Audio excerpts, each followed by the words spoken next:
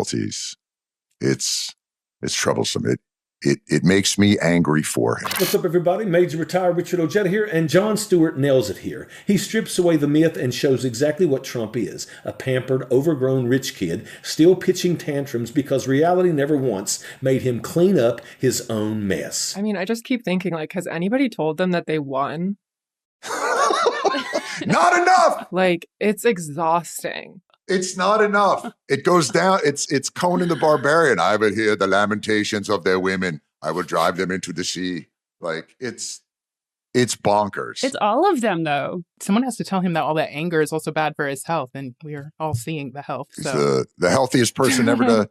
He's the healthiest person to ever assume the office of the presidency. So I wouldn't worry about that. But says who? His doctor, that Ronnie Jackson. Think about it. What would it even be like to grow up like a spoiled little Richie Rich, like Donald freaking Trump? The guy grew up having his ass wiped for him. He rode to school in the back of a Rolls Royce, while the rest of us were freezing at the bus stop. He never had to eat day-old peanut butter sandwiches, never had holes in his shoes, never had to worry about the lights getting shut off or the rent coming due. Food insecurity? Please. This man's only ever gone hungry waiting for the waiter to bring more ketchup for his steak. He never got grounded, never got told no, never faced a real consequence in his entire life. Just a spoiled little stinking brat who somehow managed to turn into a full-grown, narcissistic, evil man. And we're all supposed to give him credit for that.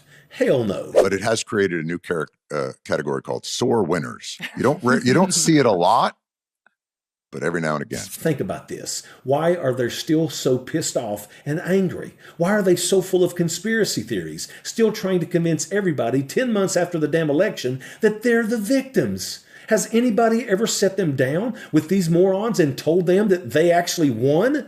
It's like, hey, buddy, calm down. The war's over. You won. You can stop screaming now. But instead, they're still walking around with this massive chip on their shoulder, shouting, we got a mandate. Everybody wants this, while blaming Joe Biden for everything that's ever gone wrong in their lives, from their mama carrying her cousin to everything else. These toothless redneck morons are still living in squalor on $1,300 a month, mooching off food stamps and government programs, all while flying a 10-foot Trump flag above their busted, rusted, beat-up trailer. That's loyalty, apparently. Loyalty to the con man who'd step over them in a second if their lawn chair didn't have his name on it.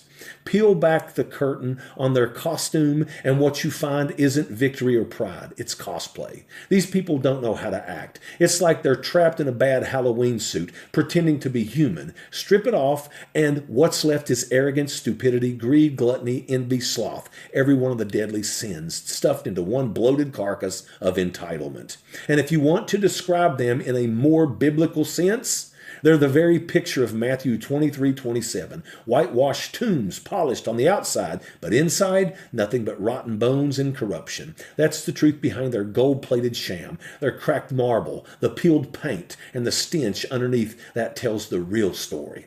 They love Trump, and have you ever noticed how every Donald Trump story eventually becomes a love letter to himself?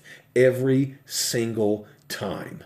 Not too long ago, he's at the Naval Academy giving a speech, rambling like usual, trying to get a rise out of the troops just by saying Barack Hussein Obama. Like what? Does he think he's summoning a demon? Then he drags Melania out there to shout, "Hoo-yah, Navy!" I swear to God, I cringed so hard I nearly slipped a disc.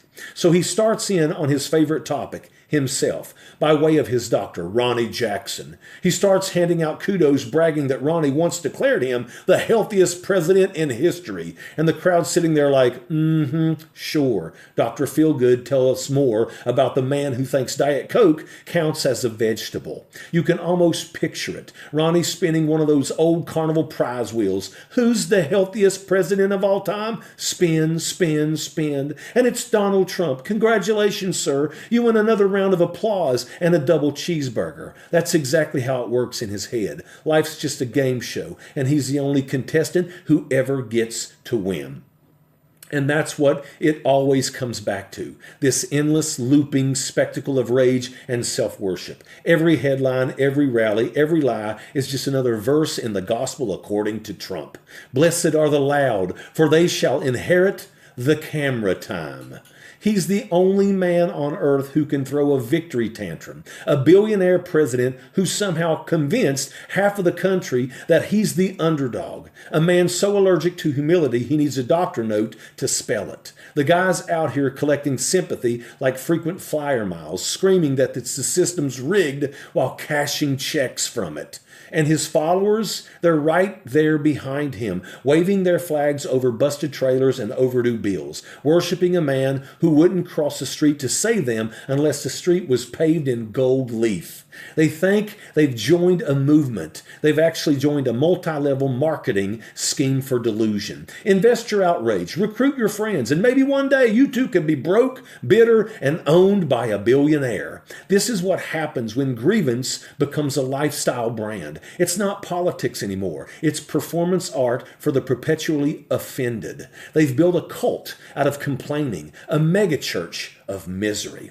But here's the thing about sore winners. They never stop losing. When you build your identity on being wronged, you can't survive without an enemy. They need outrage the way sharks need motion. Stop moving, stop hating, and they sink. So they invent new villains, new conspiracies, new reasons to scream. The circus never ends. It just changes scenes. Trump's the ringmaster, standing in the spotlight of his own madness, selling tickets to the apocalypse. He brags about his health while wheezing up a golf cart ramp, shouts about greatness while tripping over reality, and smiles like a man who's never done an honest day's work but can't stop demanding applause for it.